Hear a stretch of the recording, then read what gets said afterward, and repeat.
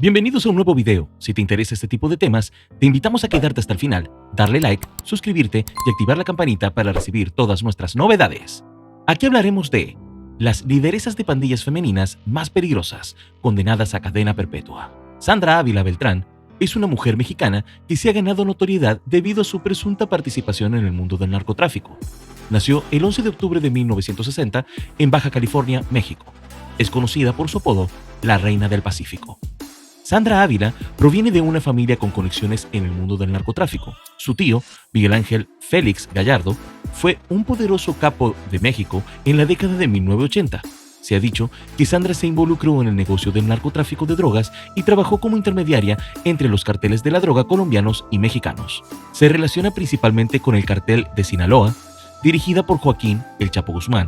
Se cree que Ávila estuvo involucrada en el contrabando de grandes cargamentos de cocaína desde Colombia hasta México y Estados Unidos.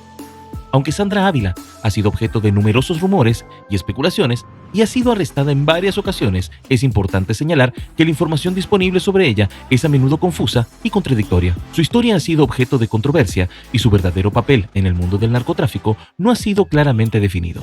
Maria Licciardi es una conocida figura del crimen organizado en Italia. Nació el 24 de marzo de 1951 en la ciudad de Nápoles, en la región de Campania. Se convirtió en una de las pocas mujeres líderes de la mafia napolitana, específicamente en el clan de la Camorra conocido como el clan Licciardi. Desde joven, Licciardi estuvo involucrada en actividades delictivas, pero su ascenso en la jerarquía de la Camorra se produjo después de la detección de su hermano Gennaro Licciardi en 1994. A partir de ese momento, Maria Licciardi asumió el liderazgo del clan familiar. Bajo su liderazgo, el clan Licciardi se involucró en una amplia gama de actividades criminales, que aparecieron tráfico de drogas, extorsión, asesinatos y control del mercado de la prostitución. Licciardi despegó ser un líder astuto y despiadada, manteniendo el control sobre su organización criminal mediante el uso de violencia y la intimidación.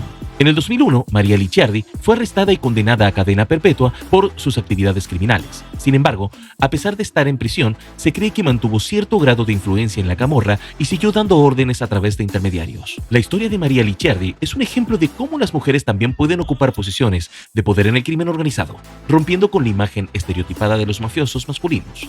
Su vida y su carrera están marcadas por la violencia, la criminalidad, y su legado sigue siendo grabado como parte de la historia del crimen de Italia.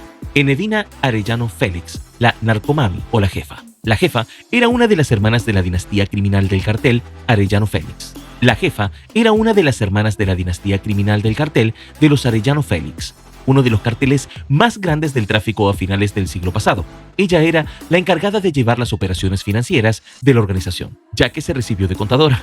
Desde el 2002 hay informes que ella era el cerebro financiero de la organización. Sin embargo, luego de perder el territorio contra el cartel comandado por Ismael El Mayo, Zambada ha ido en declive. Bajo el liderazgo de la jefa, la organización logró sobrevivir al declive. Sin embargo, la Administración para que el Control de Drogas, DEA, por sus siglas en inglés, ya no considera el cartel como prioritario. No olvides suscribirte y darnos like. Judith Marianne Morán, de soltera, Brooks, nacida el 18 de diciembre de 1944, es la matriarcada de la familia criminal Morán de Melbourne, Victoria, Australia, involucrada en los asesinatos de las mafias de los Melbourne. En 1963 se casó con Leslie Johnny Cole, quien fue asesinado a tiros en el conflicto de mafiosos relacionados con las drogas en Sydney en 1982. Cole fue el padre de su hijo Mark Cole, nacido en 1964.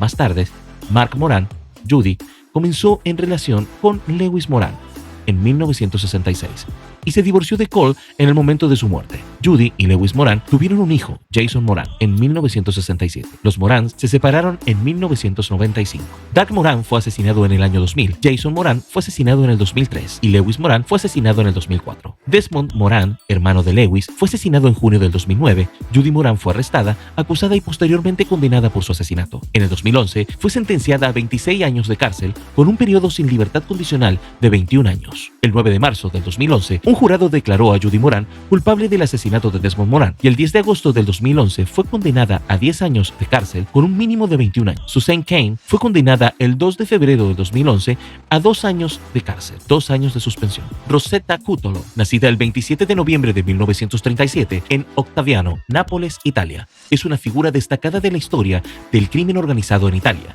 Fue la líder de la Camorra, una poderosa organización criminal en la región de Campania durante las décadas de 1970 y 1980. Cúttolo provenía de una familia de la clase baja en Nápoles y se convirtió en una figura clave dentro de la camorra en su juventud. A través de sus habilidades de liderazgo y carisma, logró consolidar una influencia y construir una red criminal sólida. Bajo su liderazgo, la organización criminal experimentó un periodo de expansión y fortalecimiento. Se dice que Rosetta Cúttolo tenía un carácter carismático y autoritario y era conocida como la madrina por su posición de liderazgo dentro de la camorra.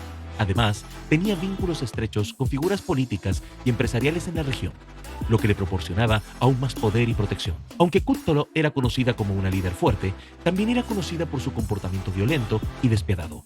Se cree que ordenó numerosos asesinatos y ataques contra miembros rivales de la camorra y personas que se oponían a su dominio. En 1982, Cúttolo fue arrestada y condenada por múltiples cargos, incluidos el asesinato y la asociación delictuosa. Fue sentenciada a cadena perpetua y pasó gran parte de su tiempo en prisión.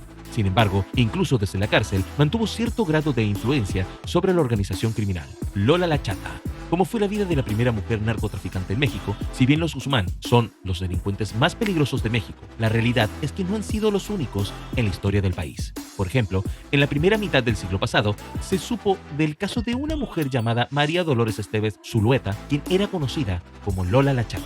Ella nació en la Ciudad de México a inicios del siglo XX. Junto con Ignacia La Nacha Yasso, es considerada una de las primeras mujeres narcotraficantes de México. Inició su carrera delictiva cuando trabajaba en el barrio de La Merced, en el centro de la capital, en donde vendía chicharrones. Su infancia transcurrió en un periodo de expansión de ese barrio a causa de un importante flujo de inmigrantes de todo México, con su consecuente aumento de actividad económica, tanto formal como informal. En el puesto de su madre, de chicharrones y café, Lola la Chata comenzó a vender también marihuana y morfina. Eran sus primeros pasos, a sus 13 años como mula, dedicada al narcomenudeo en las calles de la ciudad, cuyo producto iba oculto en las canastas, pero era de fácil identificación para los consumidores. En esa época, la mujer conoció a Castro Ruiz Urquizo, quien la llevó a la ciudad de Juárez, lugar en el que aprendió sobre el tráfico transnacional en el seno de una de las familias más prominentes en el negocio fronterizo.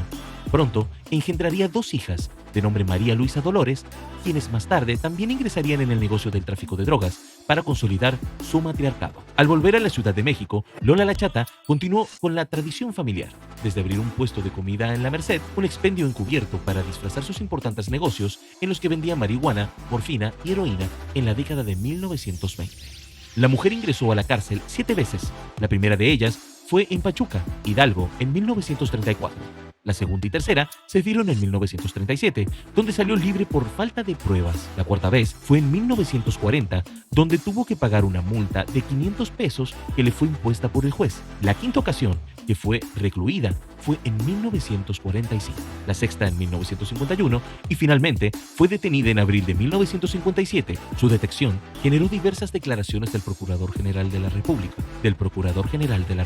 anunciado como el fin del narcotráfico. En su defensa, negó su participación en el tráfico de drogas, así como también proporcionar alguna lista de las personas involucradas en la distribución del comercio de los mismos. Manifestó su deseo de permanecer en la cárcel para cumplir su condena, que estaba en la vil calle, que no podía contratar a un abogado particular para que la defendiera. Y también confesó que era drogadicta. Murió en 1959 en prisión, a los 53 años. Esto ha sido todo por hoy, amigos. No olviden suscribirse, dar me gusta y activar la campanita para recibir nuestras notificaciones.